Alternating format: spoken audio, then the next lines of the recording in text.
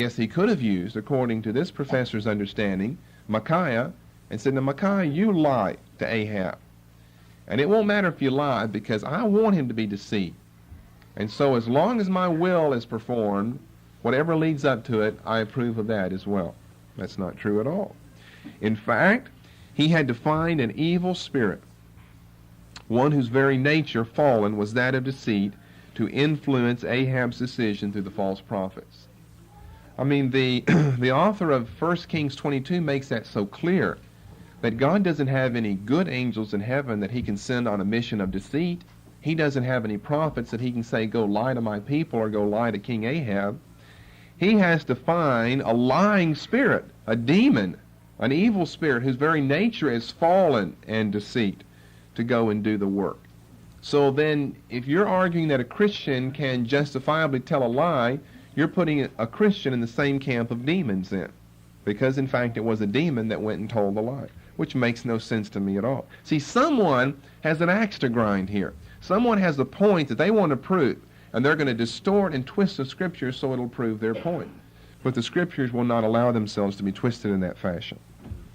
Furthermore, in 2 Thessalonians 2, there is no question of God's desire that certain hardened apostates believe the lie as an evidence of their own spiritual blindness and just condemnation. God said that he would send a lie so they would believe it because they didn't love and believe the truth that he had sent.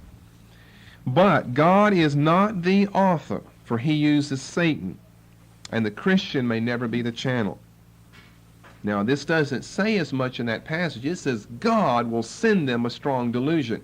But God doesn't have any lies in heaven. He couldn't be the source or the author of any lie. He's only the source of truth and purity. And so you have to go to other scriptures like 1 Kings 22. The holy judicious acts of God in rendering evil for evil. And that God's a judge, and so he has the right, if a person sins, to punish them. He has that right. He's not just a celestial grandfather who always takes the right of giving blessing whenever a grandchild has done something wrong. He's more than a grandfather. He's not a grandfather. He's a judge. And for those who do wrong, because he's a judge, this is his world, he made it, he brought us into it, he has a right to govern it how he desires. And he's chosen to govern it very righteously, that if you do well in life, you're rewarded. If you sin in life, you're punished. But I said, in my opinion, his holy acts of rendering evil for evil are carried out through Satan and his hosts. 1 Kings chapter 22. I don't think God makes people sin. He doesn't send people lies. He doesn't give people sickness. Whenever those things happen, those things come from Satan, sometimes, and probably most of the time, from demons, from evil spirits, as 1 Kings 22 shows. The Joshua 8 passage, I say, is discussed in much detail in John Murray. It's not apparent in my memory at this point why I did not treat in detail this section, as I do include it in my Christian ethics notes, which I deliver in church. I simply can't remember. I couldn't when I wrote this letter, and I still can't remember why I didn't stick that in my paper. But that Joshua 8 is not dealt with at all in my paper. We've dealt with it here from my notes that I had ready. Somehow it was an overlooking, I think, of what I had in my paper, because my notes here, because I took the paper from the notes. But again, to me it seems fairly clear. The plan, a feigned retreat, was that of Joshua, and the result was the Lord's. Calvin led us along that line whenever we looked at the lie of Jacob and his mother, that somehow God had to get the hands laid on the right son for the blessing to go through. And how's he going to do that? Well, he worked right through the deceit and lie of a son and his mother. And so Calvin told us that the plan was Jacob's. The outcome was the Lord's. We're back to this whole area of debate surrounding sovereignty and responsibility. The plan of doing evil can be man's, but the outcome is the Lord's. God was party to the people's ultimate victory, verse 18. This is of Joshua 8. Not, as Murray states, quote, party to the stratagem, which would be the feigned retreat, end of quote, and he lists the same verse. We've studied that verse. You can look it up, verse 18. But you can misinterpret that verse, Joshua 8:18, to say God's party to the actual strategy that's involved. and that is the feigned retreat. He's party to the ambush. He's definitely party to the ambush. He said to set an ambushment. He's party to the ambush. He's party to the result, to the victory, but not to that middle link on the chain, the shady strategy of a feigned retreat. The danger, I would think, of separating a, quote, and I'm quoting my professor's statement, wartime situation, end of quote, from any other, is that ethics and morality become relative, situational. He had just said in his first paragraph, I think, that we should avoid situational ethics. But then he used that very word in a wartime situation. I think this would be allowed. My argument is wartime lies then are justified and peacetime ones are not. So the best thing to do is stay at war all the time so that your lies will then be justified. Some people don't think. They can be educated, but if they don't have the Lord's Spirit and an honest heart, then you just can't think. Now, he told me to look in Professor Hodges' volume, so I did. Professor Hodges' definition of a lie, Systematic Theology, Volume 3, pages 439 through 458, is excellent. His definition of a lie is excellent. The definition itself I find no different from my own. But the working out of it leans towards situationalism. For instance, on page 440, he writes, see if I can find it on the page, I've got it in my paper. He writes, intention to deceive, therefore, is an element in the idea of falsehood. And we think that's really the whole part of falsehood, is the intention to deceive. You could tell someone a bold-faced lie, but if you don't know that it's a lie, you haven't lied to anyone. You could just be misinformed about that. Intention to deceive is an element in the idea of falsehood, but even this, the intention to deceive, is not always culpable. In other words, he said sometimes it's okay to intend to deceive. So I'm saying that although his definition is essentially the same as mine, when he works it out in his volume here on the 9th commandment, it's a great discussion on the 9th commandment, on all 10 of them, but it leans towards situationalism. He then proceeds to briefly cover such examples as the Hebrew midwives in Exodus 1, verses 19 and 20, and Jesus in Luke 24:28. And in doing so, clearly places himself on the opposite side of the conservative fence from the numerous authors I have quoted in my paper. He sees that the duplicity of these events, among others, is justifiable. Exodus 1, 19 and 20, the midwives lied to Pharaoh, and he said that was okay because they had a greater purpose in mind of saving those Hebrew children, those boy children. So they had a greater purpose, therefore a lie is justified. He said that in Luke 24:28, Jesus made as though he would go further to see whether or not the disciples would receive him in. And he said that Jesus also blessed prevarication and duplicity in his example here. So I say we, of course, see no prevarication in Luke 24. There's nothing wrong with acting as though you're going to go further because that is the intent of your heart. If they don't do something to stop you from going further, you're going to go further. There's nothing wrong with doing it. There's no duplicity involved there. So we, of course, see no prevarication in Luke 24, in the Luke 24 text, but we do in the Exodus 1. And I could read more from Hodge, but we've already covered all this. He has lots of pages here on lies, and many of these lies that we have found to be just that. David, especially wartime situations, he makes allowance for that. For instance, on page 441, the first paragraph, he writes, "It is the general sentiment among moralists that stratagems in war are allowable." And then he goes on to talk about what stratagems he has reference to, and they amount to bold-faced lies.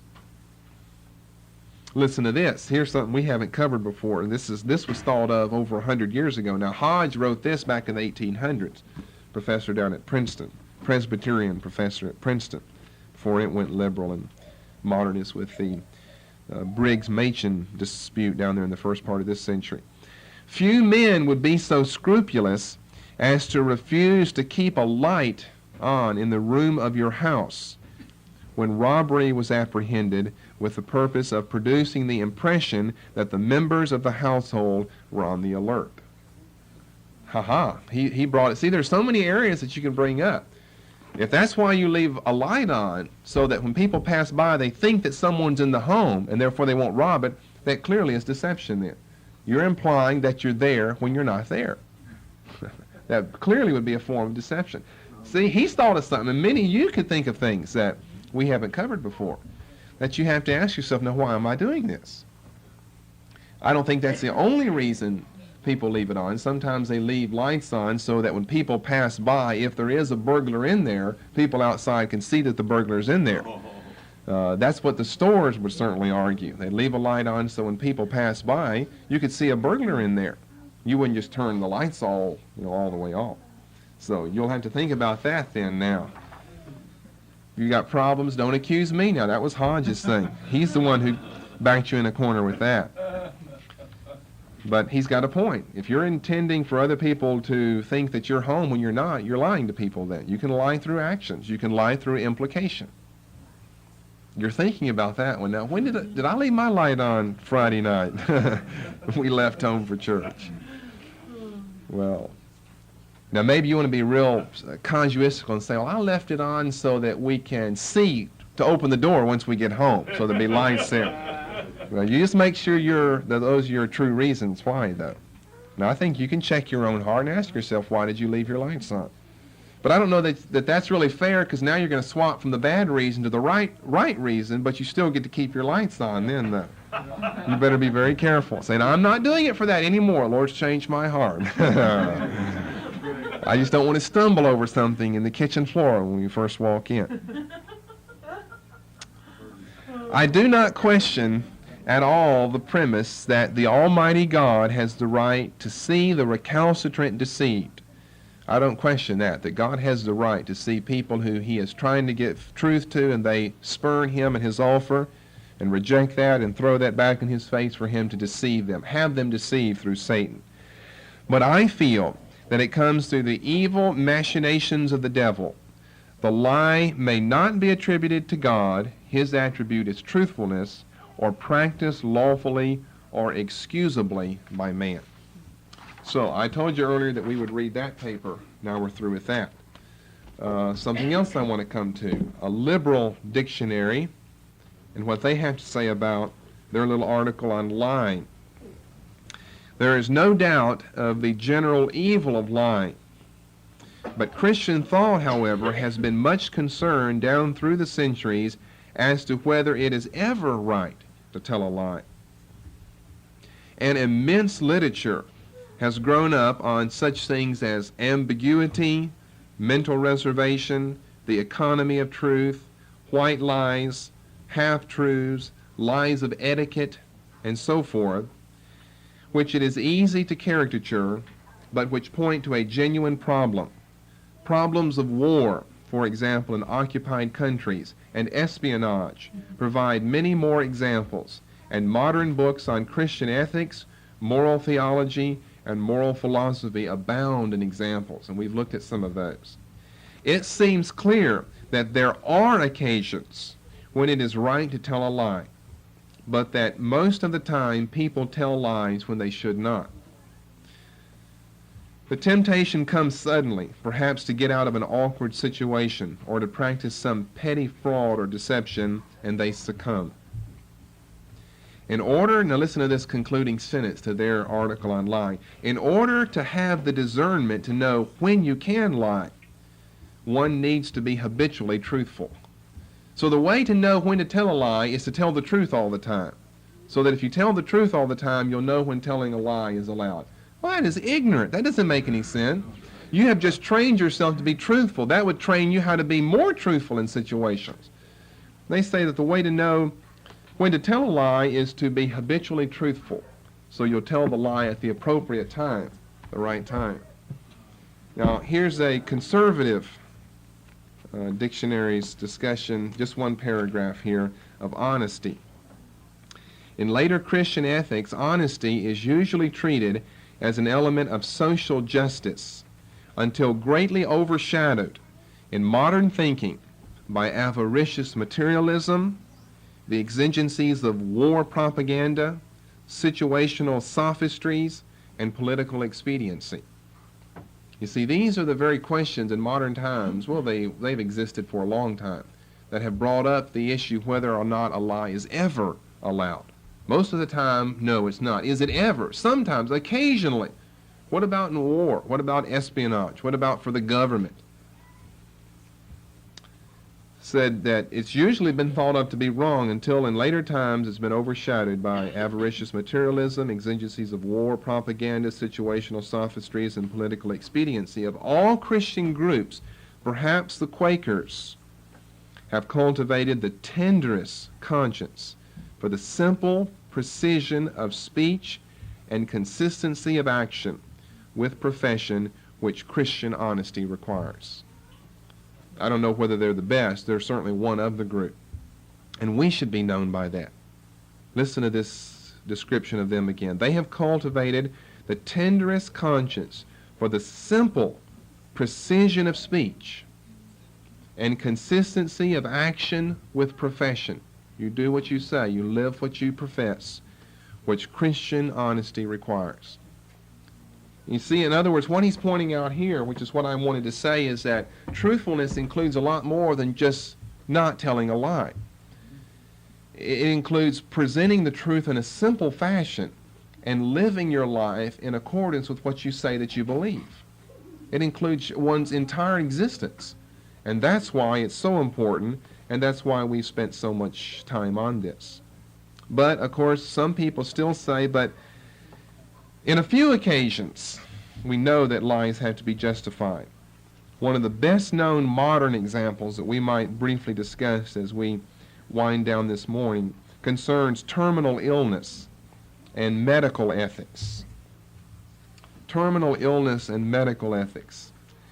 I may not have developed this as much as I would like to, but I want to give you a popular scenario, and I think obviously you'll already know the answer to it, but just to forewarn you of this.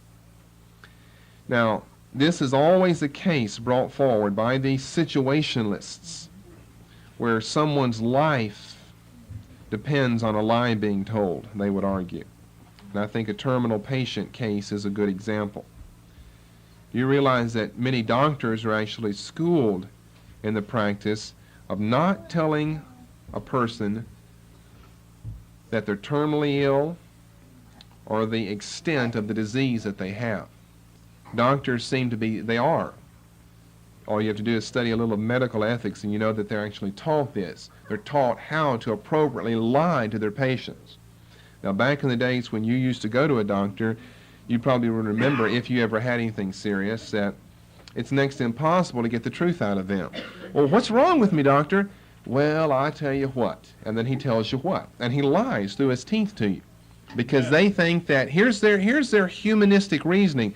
Well, if I tell them how serious it is, that may take all of the stamina out of them and they won't have strength left to fight against this disease. So we'll tell them it's something small. We'll encourage them to have more strength so they can overcome this. Well, that's a praiseworthy end, that you wouldn't want to sap a person of their stamina so that this disease overcomes them and they succumb to it. But you can't follow those ends, those means to that end, though. They'll tell relatives what the disease is, but then forbid the relatives to tell the person what they really have. But for the Christian, he'd be asking a question like this. What if that patient who is terminally ill, and that means they are hopeless, there's no cure, is unsaved? Then what is your responsibility? You see, if you can answer that question, then I think we would be able to answer all of these medical questions in. What if this patient is terminally ill and they're unsaved?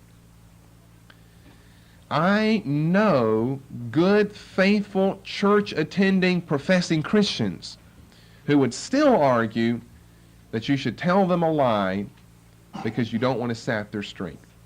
I mean, in other words, if you're lying there on the table and someone tells you you're going to die, there's nothing you can do, the odds are you're just going to give up then. You know, there is a mechanism in you, your will, that you can fight that disease and maybe live another 6 months or another couple of years. If you know there is no cure to this, you're not going to get better. people oftentimes just surrender and they just go ahead and die. And they'll argue, we don't want the person to do that. Perhaps, maybe down the road somehow, they'll find a cure, or the disease will go into remission. Perhaps that will happen, and we would have spared their life. We would have spared their life by telling them a lie.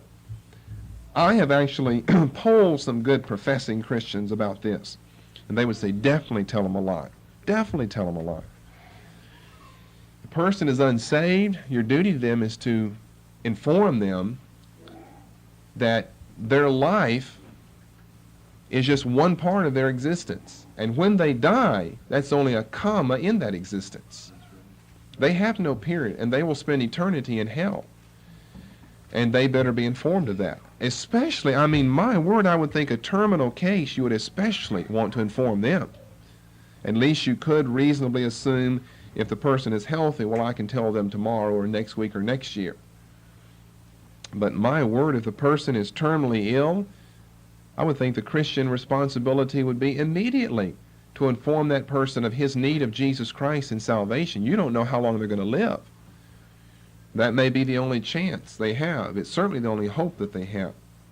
But they'll bring some scenario like this. After an automobile accident, a critically ill mother, now not terminally ill, but a critically ill mother, asks of the welfare of her dying child. But a full disclosure of the truth, according to her physician's estimate, might kill her. So the situationalist says, what do you do? A critically ill mother asks about the welfare of her dying child. You know her child's dying. There's no hope for her child. There's hope for the mother. She's critically ill. She's not terminal. She can survive all of this. She wants to know the welfare of her dying child. Then what are you going to tell her? They would say, now, if you give a full disclosure of the truth, you'll probably kill the mother too then. If she knows she has nothing to live for, if you lie to her and say your child is going to make it, then maybe that will give her enough strength to want to make it herself. Then once she gets strong, you tell her child has died. And then she's strong, she can handle it then. So that's what the situationalists and the medical doctors will do with you. They argue against a full disclosure of the truth. Well, we studied earlier in ethics, you don't have to give a full disclosure of the truth.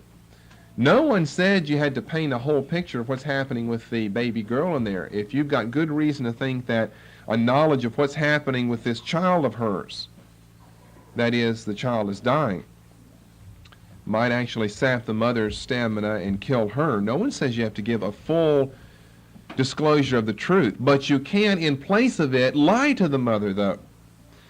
What could you say? Well, you could say something diplomatic, such as the following. Let's just concentrate on you right now and getting you on your feet, and then we'll discuss these other things later on. There'd be nothing wrong with that. You would have to judge according to that situation whether or not the mother needs to see the child or hear the news. But I wouldn't find a fault with that.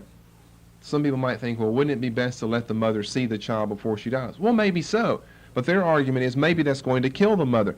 Well, again, maybe so. It's a lot of maybes. We don't know. But one thing that's certain is you can't tell the mother a lie. I'm sure you've even seen this procedure, though, used, maybe on television or something. The old man or the old lady wants to know, and they just say, let's just concentrate on you, getting you back on your feet and getting you back in health again. We'll discuss these other things later on. He was in a hurricane. He wants to know what happened. Been unconscious, in a coma, comes out of that. What happened to the business? It's just been annihilated. And his inventory of goods are spread from Florida to Washington in that hurricane. But you don't want to tell the old man that right now. That's been his life savings and his life's work. So just tell him, let's nurse you back to health, then we'll talk about the business. Hopefully by the time he's nursed back to health, you can give a full disclosure of what happened then. Now, for me, now this is just for me, if I happen to be a dying person, or if I happen to be a critically ill person and my child was dying, I'd want to see the child. That may not be true for everyone else. Because I think as a Christian, seeing my child die is not just going to sap my strength and I just give up the ghost then. If I'm critically ill, I would want to see my child before they die, and then let them die, and I'll come on out of that critical illness later on. Nothing like that will happen. I'm just saying hypothetically that some people could fit in a case like that where they would actually want to see their child. So, again, it seems like you never know. So, if you have any questions, then just follow as much of the truth as possible. Then, this morning, let's conclude then on our 7th point. I think we'll be through discussing what I want to give you this morning. Number 7. If you see what appears to be shady stratagem, if you see what appears to be shady stratagem in the Bible, then remember 2 things. It's the shady cases that have caused people problems. But remember these 2 things. If you see what appears to be shady stratagem in the Bible, then remember, A, not every saint of God is perfect. So this shady strategy may in fact be deceptive. And do you know what I mean here? In other words, you might be getting back into that Elijah or Elisha or Jeremiah or Abraham case, and you know this person is a holy man of God, and yet he does something that appears to be unscriptural to you. But out of your respect for him, you try to justify the strategy that he employed. And you got to remember, if you find something that appears to be a little shady, then don't try to determine whether or not what he did was right or wrong on the basis of his character, that man, because not all of the men of God have been perfect in Scripture by far. But then secondly, or B, keep in mind that you don't know all that's going on in that account. You just may not have all the information. The Bible may not be complete enough. You don't know all that's in the prophet's mind or in the Lord's mind. And a good case here would be the Jeremiah one and the Elisha one. The Jeremiah case and the Elisha case. Maybe you don't know all the historical background, and so you just don't know whether the strategy he used, whether what he said is right or wrong. So in a case like that, you would want to suspend judgment. And I guess my concluding sentence would be something like this. If ever in doubt about your words or actions, then be overly truthful to avoid wounding your conscience or sinning against your Lord. I think that would be the proper biblical maxim to follow. In other words, it would be the maxim of, if ever in doubt, do more than is required. If ever in doubt about your words or actions, then be overly truthful to avoid wounding your conscience, which will then make it easier to lie in the future, and sinning against your Lord. If ever in doubt, do more than is required. And I would venture to say that some of you have and will find yourself in places where you have doubt of what type of strategy can I use here, or what should I say here. If you're in doubt, don't practice liberty then. If you're in doubt, you don't know enough to practice liberty. If you're in doubt, do more than is required. Be overly truthful. You can never go wrong being overly truthful. You may find out later you told them more than God necessarily required of you at that time, but he's certainly not going to hold that against you for telling too much. What he will hold against is if you deceive the person or lie to the person. Because I know we've made so many distinctions, sometimes it becomes a little difficult to answer the question, what can I say here in this situation? So if you're ever in doubt there, be overly truthful. He could never hold that against you. He never shall hold that against you. Be overly truthful. Do more, say more, imply more, if that's the case, than he requires of you, to make sure that you haven't wounded your conscience, thus making it easier to sin in the future, lie in the future, or that you've sinned against your Lord.